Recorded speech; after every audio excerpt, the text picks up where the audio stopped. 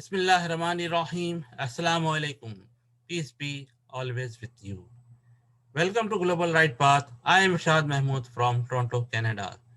And topic is तीन तलाक से मुतालिक कुरानी फतवा. निकाह हो या तलाक या कोई और मसला, कुरान ज़िंदगी के हर शोबे में हमारे लिए मशअल राह है. कुरान हमें रिश्ते जोड़ने का हुक्म देता है, तोड़ने का नहीं. शादी गुड्डे या गुड़िए का खेल नहीं.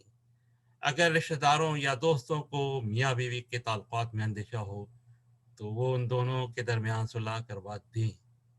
तफसीलात के लिए सूरह अल-निसा आयत 35 पढ़ें.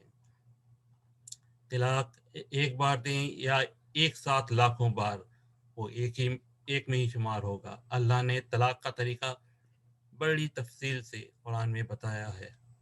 तफसीलात के लिए सूरह तलाक, सूरह अल-निसा, सूरह अल-बकरा, सूरह अल-अहज़ाब और सूरह मुजादिला पढ़ें. रिश्ते जोड़ने की कोशिश करें, तोड़ने की नहीं. तलाक का जो आम तरीका है अल्लाह ने कुरान में हमें बताया है वो ये कि शौहर अपनी बीवी को पहले बातों से समझाएं. फिर भी मामला हल ना हो तो 4 महीने या चंद महीने तक बिस्तर अलग करके रहें. फिर भी मामला हल ना हो तो शौहर और बीवी की तरफ से सालिसी मुकर्रर हों जो सुलह की कोशिश करें. फिर भी मामला हल ना हो तो शौहर एक तलाक दे और इद्दत यानी 3 महीने का सही शुमार करे. इस तरह ये सिर्फ एक तलाक होगी. अगर फिर भी मामला हल ना हो तो जैसे पहली तलाक के लिए तरीका बताया है बिल्कुल इसी तरह दूसरी, और फिर भी मामला हल ना हो तो आखिर में तीसरी तलाक का तरीका यही है.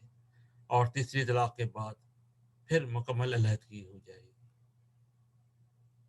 और याद रखें अगर बच्चे हों तो फिर बच्चों ने सारी ज़िंदगी सफ़र करना होता है. उनकी नफ्सियात, उनका जहन फिर वो मुश्किल से परवान चढ़ता है.